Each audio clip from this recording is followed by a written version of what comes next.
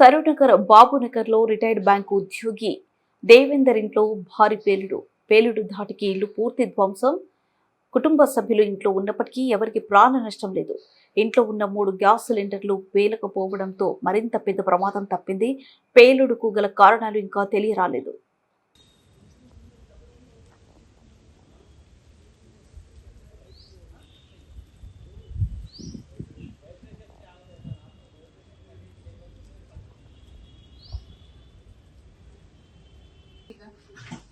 Madam నమస్తే.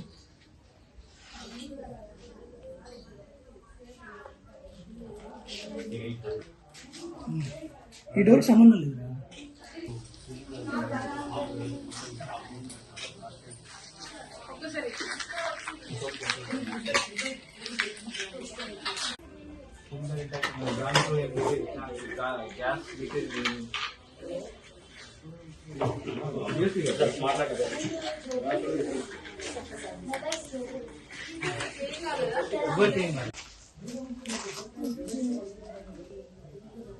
ఒరిగింది అంతే, impact వల్ల గోడ పడిపోయింది.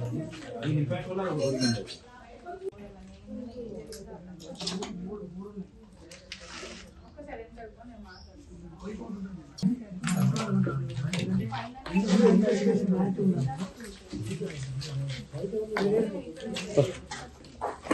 మనం తీసుకున్నాం అన్నీ.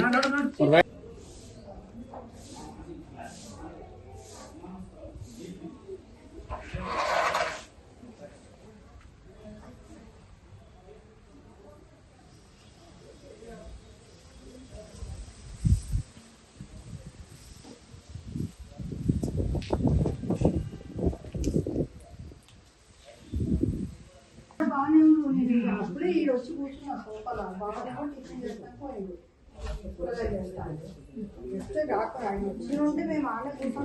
President of the Saroonagar, Babunagar road number 4. మేము ఇక్కడ 2002 నుండి ఇక్కడ ఉన్నాము. ఇది కొని I'm the owner of this house. Okay, అక్కడ నేను I was not at home at the time of blast. Just I was beneath staircase దగ్గర ఉన్నాను నేను. మా వైఫ్ లోపల ఉండే, మా కొడుకు రూమ్లో ఉండే. కిచెన్లో బ్లాస్ట్ అయ్యింది. The kitchen cylinder is intact, everything is intact, but entire thing is smashed. We don't know the reason. చెప్పండి, ఇంకేమన్నా కావాలి? రిటైర్డ్ బ్యాంక్ ఆఫీషియల్ అంటే జరిగిన కారణం ఏందని మీకు ఏం తెలియదు? రీజన్ తెలియదు, చెప్తూనే ఉన్నా కదా. ఎవరు లేరు అక్కడ, బ్లాస్ట్ అయిపోయింది. సాల్వ్ ఈజ్ ద మిస్టరీ అంటే అదే కదా, నాకు తెలియదు అన్నాను ఇక్కడ. Anything else you want? మా ఆయన పేరు దేవేంద్ర, మా బాబు విశాలు.